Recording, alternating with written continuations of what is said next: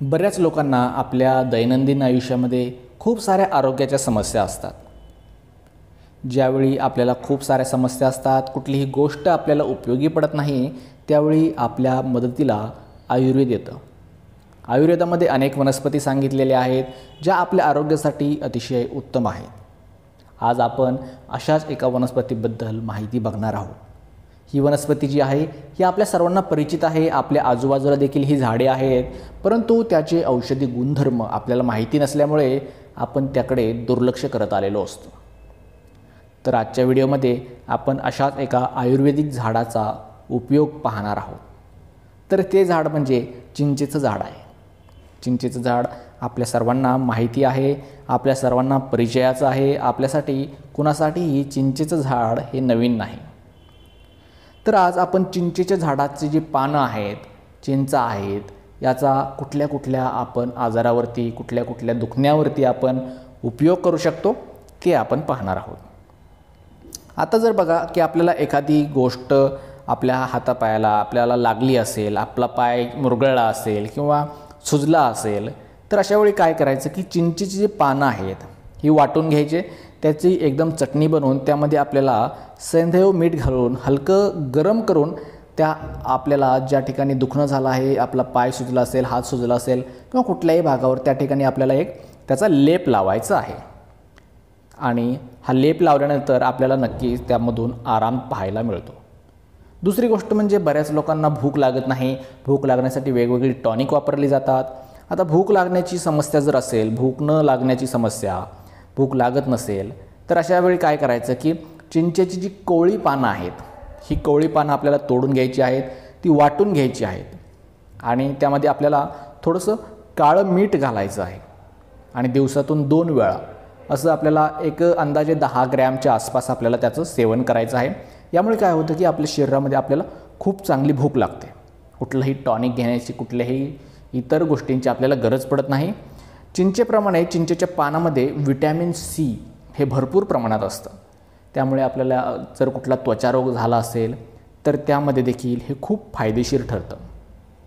जर खाज असेल, खरूज असेल, नायटा असेल, गचकरण असेल, अशी कुठलीही समस्या असेल, कुठलाही त्वचारोग असेल, तर चिंचेच्या पानं जी आहेत त्यांची एक पेस्ट बनवून त्यावरती आपल्याला नियमितपणे लावायची आहे. असं केल्यामुळे आपले जे त्वचारोग आहेत हे देखील नष्ट होऊ लागतात. या पाण्याचा जो काढा आहे, पानांचा काढा बनवून आपण त्याने आपले केस जर धुतले तर केसामध्ये असेल कोंडा असेल, उवा असतील, तर त्या देखील एकदम निबंध होतात, निघून जातात. जर एखाद्या व्यक्तीला उलट्या होत असतील, एखाद्या व्यक्तीने नशा केली असेल, तर ती उतरवण्यासाठी देखील चिंचेच्या पानाचा उपयोग केला जातो. तर त्यासाठी काय करायचं की चिंचेची पाने जी आहेत ही वाटून घ्यायची आणि त्यामध्ये थोडा म्हणजेच जेवढी चिंचेची पाण्याची पेस्ट झालेली आहे तेवढं त्यामध्ये गूळ टाकायचं आहे आणि त्याचं सेवन करायचं आहे.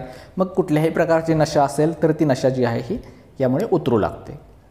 चिंचेच्या पानांचा जो काढा आहे त्याने जर आपण जखम धुतली, एखादी आपल्याला जखम झाली असेल, बऱ्याच लोकांना कुष्ठरोगाची जखम होतात, ती साफ करण्यासाठी देखील आपण याचा उपयोग करू शकतो. जर आपण ह्या चिंचेच्या पानांची चटणी बनवून जर खाल्ली तर पोटासंबंधीच्या ज्या आपल्या सगळ्या समस्या आहेत या सगळ्या समस्या देखील दूर होतात. चिंचेची पानाची जर आपण पावडर बनवली, वाळून पावडर बनवली आणि त्याने जर एकदा आठवड्यातून दात घासले तर दात देखील एकदम पांढरे शुभ्र आणि चमकदार होतात. आपल्या हिरड्या आहेत, हिरड्या देखील त्याने मजबूत होतात. मलेरिया असेल, डेंग्यू असेल, या आजारामध्ये औषध जर आपण खाल्लं तर आपल्या शरीरामध्ये काय होतं की एक कमजोरी तयार होते आणि चिंच जर खाल्ली तर आपल्याला कुठल्याही औषधांचा साईड इफेक्ट त्यामुळे दूर होत असतो. काही डॉक्टर सुचवतात की औषधांसोबत जे आहे हे चिंचेचं सेवन करू नये. एक बघा की कच्ची चिंच जर आपण आगीमध्ये भाजून खाल्ली तर सगळ्या प्रकारचा खोकला जो आहे हा खोकला एकदम गायब होतो. चिंचेच्या बिया असतात, या बिया देखील अत्यंत फायदेशीर असतात.